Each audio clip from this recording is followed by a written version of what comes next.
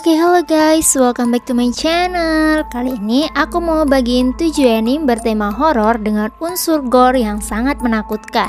Sebelumnya Mimin udah bagiin 5 anime dengan tema yang sama ya guys. Karena ada yang minta dibuatkan part 2-nya, jadi Mimin putuskan untuk membuatnya. Meski waktu ngedit Mimin tutup mata guys. Oke guys, kita lanjut aja ke rekomendasinya. Namun sebelum itu jangan lupa untuk klik tombol subscribe di bawah ya.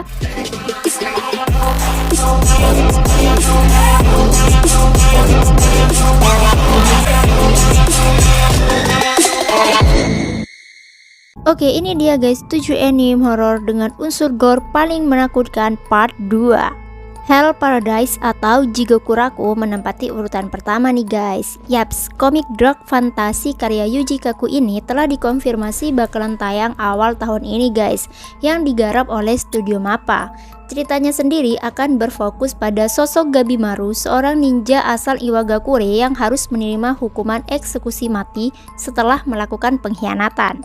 Namun karena kemampuan abadinya, Gabimaru tidak dapat dibunuh. Akhirnya ia bertemu dengan seorang algojo bernama Yamada Asemon Sagiri yang menawarkan pengampunan terhadap tuntutan hukumannya. Semua itu dilakukan dengan syarat Gabimaru mau menunjukkan lokasi ramuan keabadian. Tertarik dengan tawaran tersebut, akhirnya petualangan sang ninja immortal dan sang algojo wanita tersebut dimulai. Nah guys, kita tunggu saja perjalanan dan aksi mereka nanti. Anime Jigokuraku ini akan mempercayakan sosok Kaori Makita sebagai pengarah utamanya, dimana Kaori Makita sebelumnya terlibat di proyek-proyek anime seperti Banana Fish serta Attack on Titan Final Season. Dengan dikonfirmasinya hal ini, maka secara resmi Mappa telah menghadirkan drag trio shonen ke dalam bentuk anime.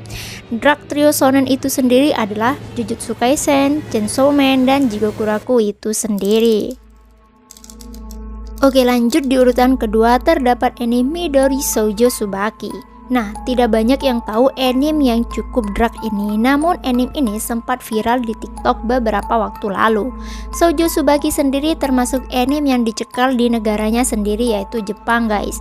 Midori Shoujo Tsubaki adalah film animasi bergenre horor eroguro yang terbit di tahun 1992. Mengusung tema pelecehan seksual, anime ini bercerita tentang seorang anak perempuan bernama Midori berusia 12 tahun yang bergabung dengan sirkus pasar malam setelah ibunya meninggal dunia. Karakter Midori yang jujur dan lugu membuatnya menjadi sasaran pelecehan di sirkus, baik secara psikologis maupun seksual.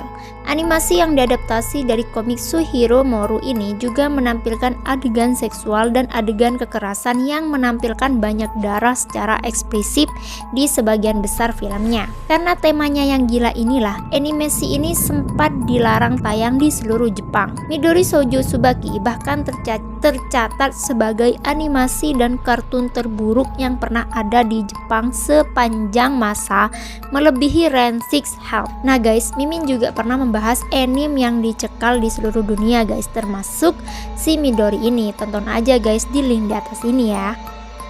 Di urutan ketiga ada Junji Ito Collection. Yap, serial anime ini menghadirkan berbagai cerita manga misteri horor pilihan yang pernah ditulis oleh Junji Ito. Anime The Junji Ito Collection adalah serial antologi anime horor karya seniman manga Junji Ito.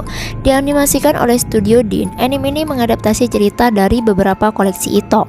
Serial ini ditayangkan perdana pada 5 Januari 2018 dan berjalan selama 12 episode, disertai dengan rilis 2 OVA. Serial ini diproduksi bersama oleh Crunchyroll dan mulai disiarkan di layanan tersebut di seluruh dunia di luar Asia dalam 8 bahasa pada hari yang sama. Alih-alih langsung menghadirkan nuansa kengerian pada episode perdananya, anime ini justru dibuka dengan kisah bernuansa komedi tentang seorang anak sekolahan yang gemar mengutuk teman-temannya. Walau begitu, nuansa khas cerita horor surrealnya yang kelam tetap terasa di sini. Koleksi cerita pendek yang berbeda termasuk serangkaian cerita yang berjudul Souchi's Journal of the Lights dan Ito Junji no Nekoniki, You dan Mu, sebuah cerita ringan namun masih mengerikan tentunya. Oke guys, Hellgirl ada di posisi keempat. Jigoku Shoujo atau Hellgirl adalah serial yang sangat episodik. Konsepnya di sini sebuah situs web yang diselimuti misteri online selama 1 menit tepat pada tengah malam. Kamu bisa memasukkan permintaan balas dendam atau bantuan untuk dipenuhi. Jigoku Shoujo menceritakan Ai Enma, sosok penjaga pintu neraka dengan wujud gadis SMA. Setiap jam 12 malam ia menerima permintaan dari manusia-manusia yang putus asa dan mengabulkan permintaan mereka. Sebagai gantinya, sang pemohon akan langsung masuk ke dalam neraka setelah mereka meninggal dunia. Menonton Jigoku Shoujo serasa seperti menonton sinetron Hidayah yang terkenal dengan berbagai azab-azab yang diterima pelaku dikarenakan sikapnya yang tercela. Anime ini menjadi pembelajaran bagi penonton untuk bersikap lebih bijaksana antar sesama manusia. Serial anime ini mungkin bukan untuk semua orang, tetapi jika kamu menyukai slow burn dan cerita episodik, Hellgirl adalah pengalaman yang tak terlupakan.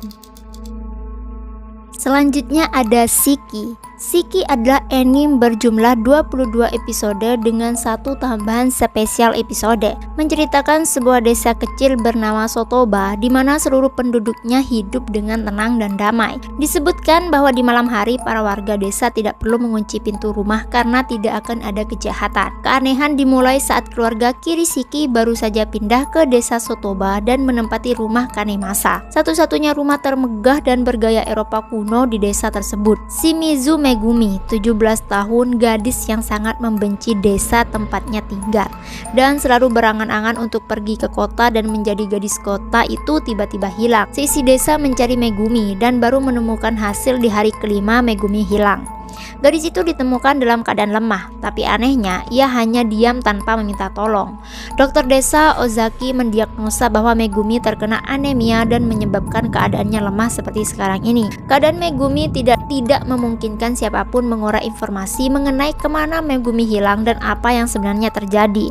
Mengejutkan, hari berikutnya Megumi tewas begitu saja. Penyebab kematian adalah anemia hebat. Kematian Megumi meninggalkan duka mendalam bagi orang-orang, terutama sang dokter yang tidak mengerti mengapa Megumi tewas tiba-tiba. Setelah kematian Megumi, desa mulai diserang sebuah keanehan di mana warganya mulai datang ke klinik dengan gejala yang sama dengan Megumi. Korban berjatuhan nyaris setiap hari ada warga yang tewas dengan gejala yang sama. Sang dokter yang kemudian menemukan sejenis gigitan serangga pada tubuh warga yang sakit atau yang tewas menyimpulkan bahwa desa diserang epidemik penyakit musim panas yang disebabkan oleh gigitan serangga. Tapi sang dokter menyadari bahwa mereka yang terkena gejala itu juga mengalami perubahan dalam sikapnya, seperti berhenti bekerja tiba-tiba, tidak mau dibawa ke klinik atau tidak mau dirawat, bahkan tidak mau mengatakan pada siapapun tentang gejala yang ia alami. Hingga akhirnya Toshio bekerja sama dengan Natsuno Yuki, teman sekolah yang Megumi sukai, dan saudara kandung Kaori dan Akira Tanaka, dua teman Megumi, untuk mengungkap misteri kelam di balik kematian di Sotoba. Dengan upaya gabungan mereka menyelidiki membawa mereka menuju rahasia menakutkan yang berkaitan dengan keluarga baru di rumah Kanemasa. Di urutan ke-6 terdapat anime Yami Shibai. Jepang memiliki banyak tradisi yang dilakukan pada musim panas. Selain festival dan kembang api, musim panas juga identik dengan cerita hantu. Salah satunya adalah anime series bernama Yami Shibai ini. Anime Yami Shibai ini menayangkan kumpulan-kumpulan cerita horor dan juga misteri. Yang menjadi unik dalam anime ini adalah penyampaian cerita tersebut menyerupai sebuah pertunjukan cerita bergambar yang disebut Kami Shibai. Dalam cerita tersebut yang ditayangkan bukan sebuah gambar animasi, melainkan gambar statis yang diisi dengan dialog dan suara latar agar menghidupkan suasana penceritaannya. Selain cara menggambarnya yang ini, Yami Shibai juga dikenal dengan durasinya yang pendek, berkisar antara 3-5 menit, tapi keseramannya jangan dipertanyakan. Pendongeng misterius bertopeng kuning merupakan seorang pria dengan nama asli dan asalnya yang tidak diketahui. Dia muncul saat senja di mana anak-anak berkumpul, kemudian menceritakan kisah-kisah menyeramkan berdasarkan legenda urban asal negeri Sakura itu. Namun, pendongeng itu bukanlah pembaca cerita biasa. Ia menggabungkan Kami Shibai, sebuah perangkat pengaliran kertas tradisional, untuk menambahkan visual ke narasinya yang terbilang gila. Yami Shibai berisikan serangkaian cerita horor pendek. Setiap cerita akan lebih menakutkan, lebih mengerikan, dan lebih memuakkan. Penonton Kami Shibai akan menemukan diri mereka masuk ke dalam kejamnya dunia dari setiap kata-katanya. Terakhir, terdapat anime Paranoia Agent, karya sang legenda Satoshi Kon yang sebelumnya juga sudah membuat anime fenomenal lainnya seperti Perfect Blue dan Tokyo Godfather. Paranoia Agent atau dalam bahasa Jepangnya Musou Dairin.